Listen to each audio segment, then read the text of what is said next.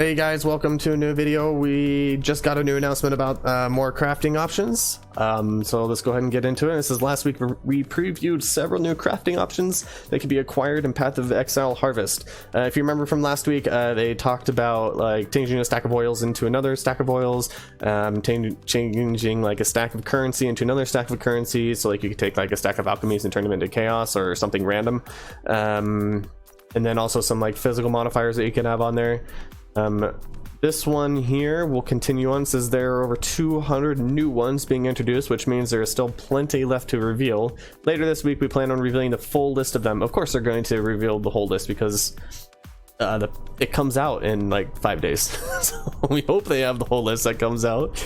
In the meantime, we're ready to review another 13. All right, so here we go. So this is the yellow seeds.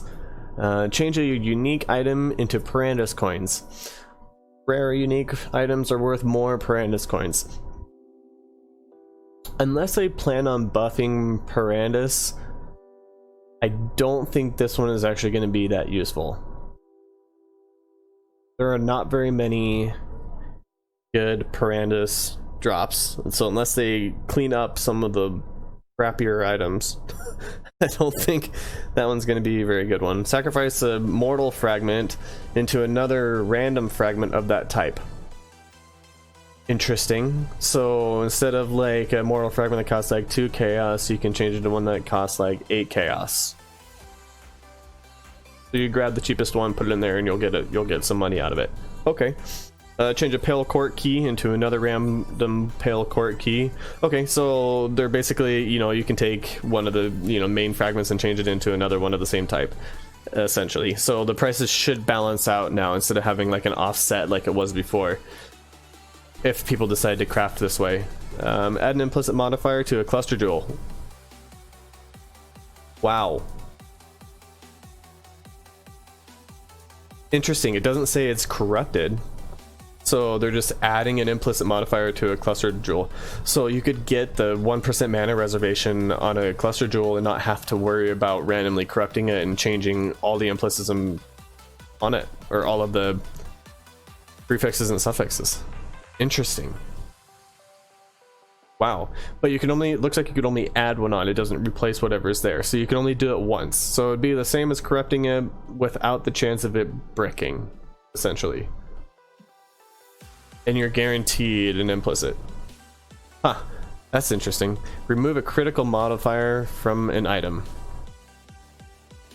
Like a critical strike modifier, or just a one that's critical to the item? I'm assuming it's probably like a critical strike, chance, or global critical. That's my guess. So if you don't want crit, then that would be a good one for you. Augment an item with a new life modifier. Okay. Augment an item with a new life modifier with lucky values. Okay, so that one's probably one that's going to get used more than the one above it. So like if you have a bad roll, like a tier 10 life, you can roll a tier 3 or 2 or 1 onto it and have a huge boost in it. So that's actually really useful. I like that. Sacrifice a map, add 1, so more map sacrificing here. They're trying to get rid of all the excess maps you have. Add 1 free infused domination craft to your map device. Interesting. Sacrifice a map, add 1 free infused rampage craft to your map device. Huh, I wonder what those are. We'll have to figure that out when they give us more information on it. Reforges the links between sockets on an item. It is much more likely to create a larger number of linked sockets. Okay, so if I understand this right, you could put a 5 link in here and it could 6 link it for you. Because it says it's much more likely to create a larger number of linked sockets. So does that mean that if I put a 5 link, I have a higher chance to get a 6 link? Or does it just mean you have a higher chance of getting like a 4, 5, and 6 link? Don't know. We'll have to figure it out. Oh, these are some good stuff. Upgrade a new normal item to a random rarity. It is much more likely to be upgraded to a higher rarity.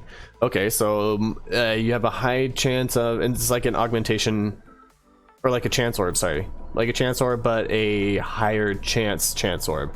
So more chances to get, like, I'm assuming there's probably going to be another like chancing with this one where you chance to get a unique item.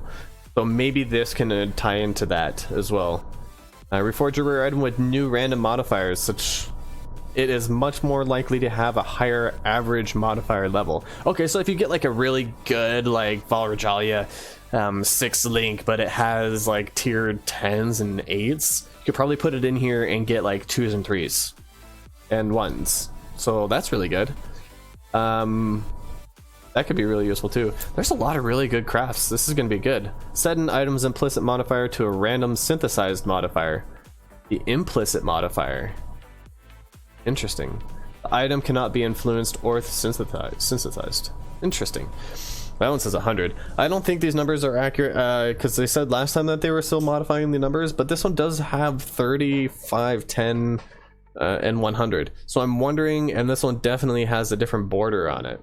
It has like the big border on it. So you have the no glowies, a couple glowies, and then you have the big glowy on the 30, and I think that one's actually the same.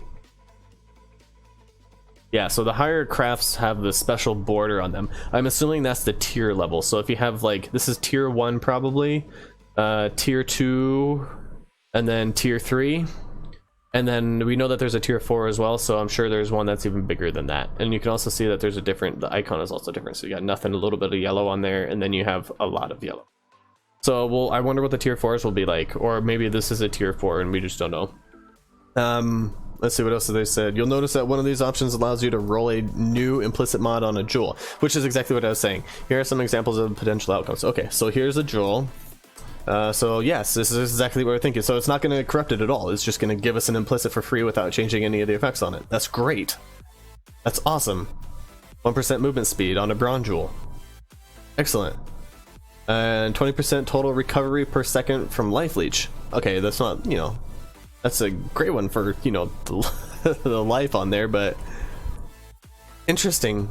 And it doesn't corrupt it, so it's not going to change your prefixes and suffixes on the jewel, which is awesome, and you don't have a chance of bricking it. Wow, that's going to be a really powerful craft. Alright, well, I'm really excited about this crafting league. This is going to be great. I hope you guys are all really excited about this too. Go ahead and like, subscribe, ding the bell for more videos. I'll be putting out new videos every single time we put out a new, GGG puts out a new announcement. Go ahead and put a comment down below. What's your thoughts on crafting? Are you excited for this league? Are you not excited for this league? Go ahead and throw your comments down below. I'd like to hear them. Until next time, peace.